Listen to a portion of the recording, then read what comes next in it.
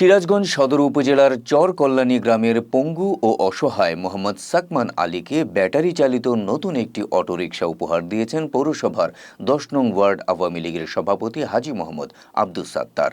গেল ১১ জুন মঙ্গলবার মোহাম্মদ সাকমান আলীর হাতে এই রিকশা তুলে দেন সমাজসেবক হাজী মোহাম্মদ আব্দুস সাত্তার। ৬৭,০০০ টাকা মূল্যের এই অটোরিকশাটি পেয়ে উচ্ছ্বসিত অসহায় সাকমান আলী ও তার পরিবার। জানা গেছে, মোহাম্মদ সাকমান আলী সিরাজগঞ্জ সদর উপজেলার কালিয়া হরিপুর ইউনিয়নের চর কল্যাণী গ্রামের বাসিন্দা।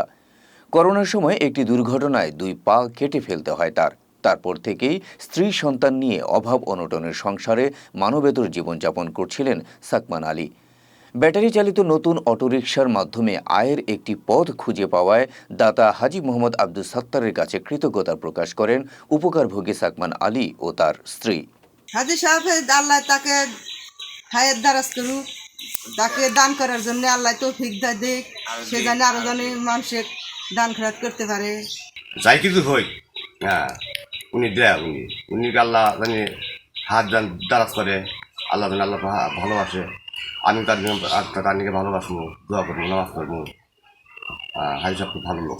এদিকে যতদিন আল্লাহ বাঁচিয়ে রাখবেন ততদিন গরিব দুঃখী মানুষদের সাহায্য করে যাওয়ার ইচ্ছের কথা জানান হাজী মোহাম্মদ আব্দুস সাত্তার। আর আল্লাহর ভয় তাকওয়া থেকেই আমি এই আয়োজনগুলো করতেছি